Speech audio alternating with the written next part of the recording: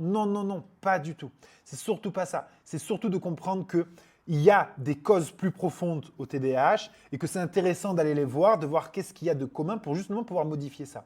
Et on voit que les enfants TDAH, la plupart, je ne dis pas tout le temps, la plupart du temps, on va voir qu'ils grandissent dans un environnement familial où ils ne se sentent pas profondément en sécurité parce qu'il y a maman ou même le papa, il manque aussi le papa et ça aussi c'est déjà un traumatisme pour l'enfant. Et il y a une maman qui est surchargée, la pauvre, parce qu'elle fait déjà tout, elle fait de son mieux. Et donc, du coup, elle essaie de gérer au mieux. Et du coup, eh ben, ça crée un petit peu un environnement un peu hostile, mais dans le sens très stressant.